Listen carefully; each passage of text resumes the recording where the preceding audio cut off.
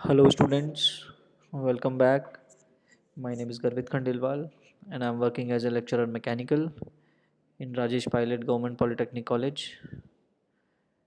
आज हम mechanical third year students के लिए ME 307 सब्जेक्ट इंडस्ट्रियल इंजीनियरिंग में नेक्स्ट वीडियो डिस्कस करेंगे, जिसका टॉपिक है कंट्रोल चार्ट्स। आज हम लोग कंट्रोल चार्ट्स में मेजरली एक्स बार और आर चार्ट कैसे बनाते हैं, जो कि कंट्रोल चार्ट्स फॉर वेरिएबल हैं। वेरिएबल्स के लिए कंट्रोल चार्ट दो प्रकार के होते हैं, एक्स बार और आर चार्ट। एक्स बार मतलब औसत chart, R means range chart, जिसमें हम रेंज निकालते हैं, जिसको हिंदी में परास बोलते हैं। तो वो दोनों चार्ट कैसे बनाते हैं ये हम लोग आज देखेंगे। एग्ज़ाम पॉइंट ऑफ व्यू से बहुत इंपॉर्टेंट है, क्योंकि हर साल एक ना एक चार्ट आपके बनाने के लिए आता है एग्ज़ाम में। तो ये किस टाइप से इस टाइप के क्वेश्चंस को सॉल्व करते हैं आज हम लोग देखेंगे। तो सबसे पहले आपको एक्स बार और आर चार्ट बनाने के लिए आपको एक टेबल दी होगी, जिसमें बहुत सारे आपको सैम्पल्स दिए होंगे और सब ग्रुप्स दिए होंगे। तो आपको टेबल साइज़ दी होगी, सैम्पल साइज़ दी होगी, और उससे आपको क्या निकालना है, आर बार मतलब रेंज चार्ट और एक्स बार आर चार्ट निकालना है। सॉरी, एक्स बार औसत चार्ट और आर चार्ट मतलब रेंज चार्ट को हम लोग को कैलकुलेट करना है। तो ये इसके लिए हम लोग को, जैसे आप देख पा रहे होंगे कि यहाँ पे मैंने एक टेबल दी हुई है, जिसमें कि 1 से लेके 20 नंबर तक 20 रीडिंग है, जिसमें हर जो रीडिंग है उसके करस्पॉन्डेंस 5-5 सब ग्रुप्स हैं।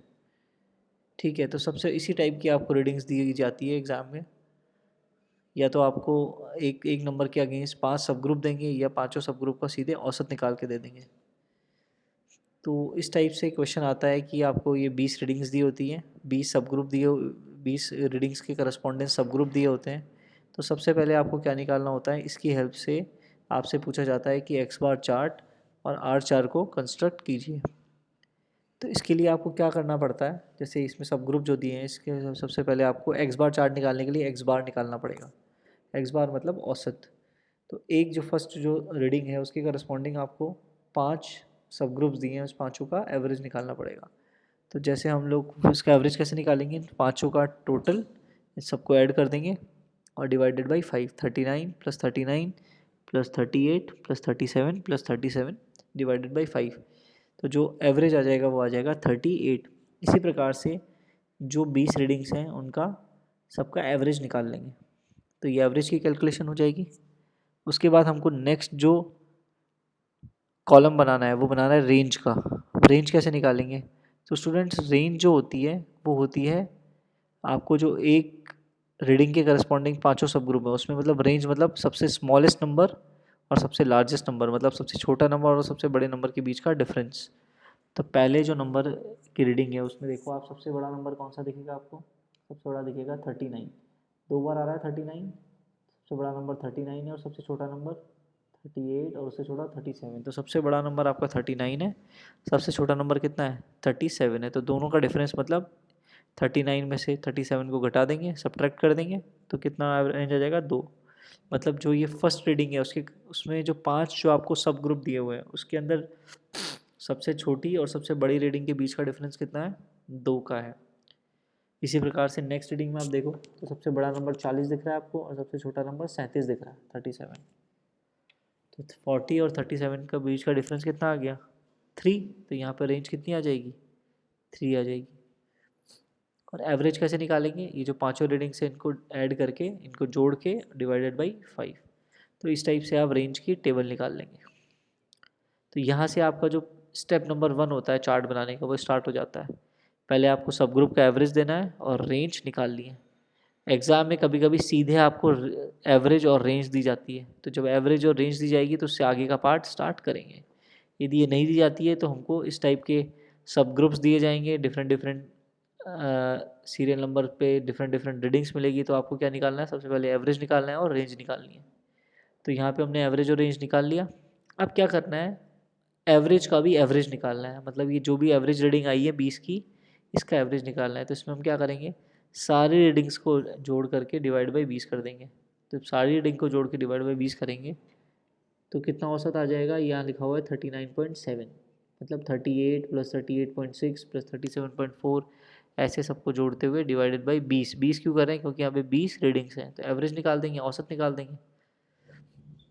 और रेंज का भी हमको क्या निकालना पड़ेगा, औसत। तो रेंज के औसत के लिए भी 2 प्लस 3 प्लस 3 प्लस 2 प्लस 3, ऐसे चलते चलते प्लस 3 डिवाइडेड बाई 20। 20 से भाग दे देंगे तो आपका क्या आ जाएगा, रेंज आ जाएगा। तो इस प्रकार क्या क्या आ गया आपका, औसत का औसत आ गया और रेंज आ गया।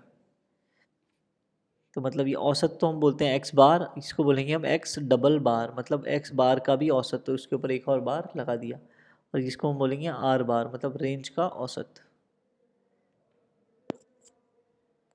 अब जो नेक्स्ट स्टेप है ये ऐसे ही करिए, देखो एक्स डबल बार कैसे किया है, X bar, X one bar, X two bar, X three bar, X 20 bar divide by 20।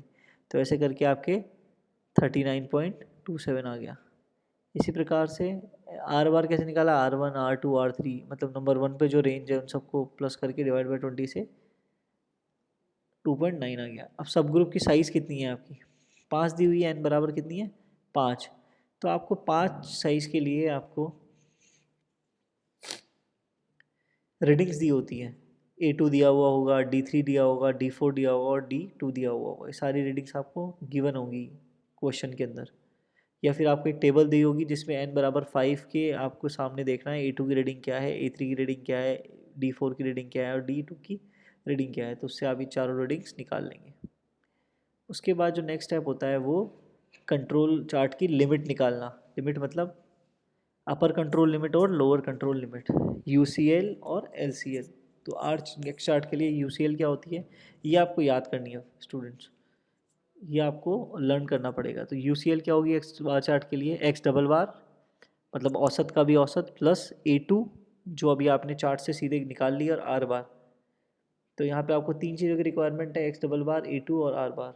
तो आप यहाँ से देखोगे तो एक्स डबल बार आपने निकाल लिया 39.7, A2 आपको पता चल गया 0.58 और आर बार आपको पता चल गया 2.9। तो ये आपने कैलकुलेटर से इसको कैलकुलेट कर लिया और आ गया आपका 41.382। इसी टाइप से जब LCL निकालेंगे तो वो हो जाता है X double bar minus A2 into R bar, वो आपका 38.018 आ जाएगा। इस टाइप से आप एक्स बार चार्ट की वो कैलकुलेट करेंगे।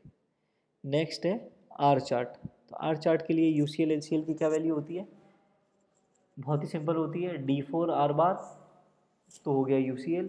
D4 आपको पता चल गया, D4 आपको लास्ट में यहाँ से पता चल गया कि 2.11 आ रहा है और आर बार कितना है 2.9, तो 2.9 इंटू 2.11, तो यहाँ 4 पॉइंट समथिंग आ जाए 6.119 आ जाएगा। जब आप मल्टीप्लाई करोगे तो 6.119 ही आएगा। और D3 इंटू आर बार, यहाँ D3 की वैल्यू क्या है, D3 की वैल्यू यहाँ पे 0 गिवन है, तो 0 है तो 0 को किसी भी से मल्टीप्लाई करेंगे तो क्या आएगा 0 आएगा। इस टाइप से आपने चार्ट की अपर कंट्रोल लिमिट और लोअर कंट्रोल लिमिट निकाल ली, आर चार्ट की भी अपर कंट्रोल लिमिट और लोअर कंट्रोल लिमिट निकाल ली। ये आपकी वैल्यू सही है तो आपका 80% काम कंप्लीट हो जाता है। मतलब आपका जो चार्ट है वो केवल अब आपको ग्राफ पे सही सही से प्लॉट करना है। वो कैसे करना है चलो नेक्स्ट स्टेप में देखते हैं। तो सबसे पहले है आपका आर चार्ट। तो आर चार्ट है उसकी लोअर कंट्रोल लाइन तो क्या है 0 ही है, क्योंकि अभी हम लोगों ने देखा था आर चार्ट है उसमें LCL जो है वो 0 है और UCL कितना है 6.119 है और आर बार कितना है 2.9 आया था, आर बार कितना आया था 2.9। तो आप तीनों चीज़ों को ग्राफ में नोट कर लोगे पहले तो। ये आपका LCL 0 आ गया, ये UCL आ गया 6.119, तो इसको हम लोगों ने नियरेस्ट इंटीजर में कन्वर्ट कर दिया जो कि 6.2 है। उसके बाद में आपको नंबर 1 पे रेंज आपकी कितनी थी, नंबर 2 पे रेंज, नंबर 1 पे आपकी रेंज कितनी थी पहले रीडिंग पे, पहले रीडिंग पे रेंज थी हमारी 2, दूसरे रीडिंग पे रेंज थी 3, तीसरे रीडिंग पे रेंज थी हमारी 3, फिर थी 2। तो ये सारी चीज़ें आपको ग्राफ में प्लॉट करनी है, एक नंबर के अकॉर्डिंग 2, फिर 3, फिर 3, फिर 2, इस टाइप से आपको ये करनी है। और सारे जो भी डॉट हैं आप जो भी जैसे एक नंबर के अकॉर्डिंग 2 पे एक डॉट लगाएंगे, 3 पे लगाएंगे, 2 पे लगाएंगे, ऐसे डॉट्स हैं, उन डॉट्स को सबको जोड़ देंगे तो एक तरीके का आपको ग्राफ दिखेगा। यही है आपका आर चार्ट, बहुत सिंपल होता है। और ये आपने क्या चार्ट है, मतलब रेंज है, मतलब पहले रीडिंग, दूसरे रीडिंग, तीसरे रीडिंग, ये आपकी रेंज है प्रोडक्ट की जो भी हमारा मैन्युफैक्चर हो रहा है। नेक्स्ट जो चार्ट है वो है एक्स चार्ट। एक्स चार्ट में क्या है, आपने लोअर कंट्रोल लिमिट निकाल ली थी, आपकी लोअर कंट्रोल लिमिट कितनी आई थी 38, और अपर कंट्रोल लिमिट कितनी आई थी 41.382। उसके बाद आपको आपको ये कहाँ है, वन के अकॉर्डिंग आपको यहाँ पे मार्क करना है। आपने यहाँ पे ले लिया 34, 35, 36, ये आपको किसके अकॉर्डिंग लेना है, आपके एक्स बार की वैल्यूज़ कैसी कैसी आ रही हैं, तो 30 35 से ऊपर ही हैं सारी, तो उसी हिसाब से आपने 30 34 के बाद में एक एक का गैप ले लिया।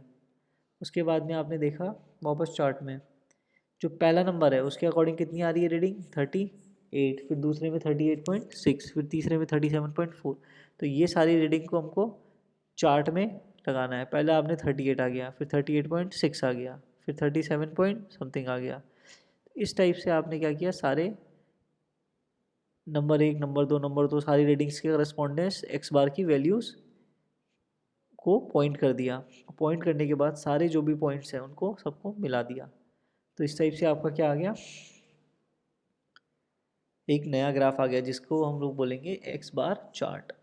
इस टाइप से हम लोग ये दो चार्ट्स बनाते हैं। ये चार्ट्स इसलिए बनाए जाते हैं कि आपका प्रोडक्ट का वेरिएशन देखा जाता है कि औसत कहीं बाहर तो नहीं निकल रहा है। हम प्रोडक्ट को एक्सेप्ट करते हैं लोअर कंट्रोल लिमिट और अपर कंट्रोल लिमिट के बीच में। उससे यदि लोअर कंट्रोल लिमिट से नीचे या अपर कंट्रोल लिमिट से कोई ऊपर का प्रोडक्ट है तो हमको नज़र आ जाता है ग्राफ में कि हाँ यहाँ हमारी गलती हो रही है, तो हमें ये इसको सही करना है। इस टाइप से हम लोग आर चार्ट और एक्स चार्ट बनाते हैं। तो मुझे लगता है बहुत इजी चार्ट है, बहुत इजी है, तो आप लोगों को सबको समझ में आ गया होगा। फिर भी कोई प्रॉब्लम रहती है तो आप मुझे डायरेक्ट मैसेज कर सकते हैं, या फिर हम लोग जो नेक्स्ट क्लास जब भी ऑनलाइन क्लासेस लेते हैं तब आप डिस्कस कर सकते हैं। धन्यवाद।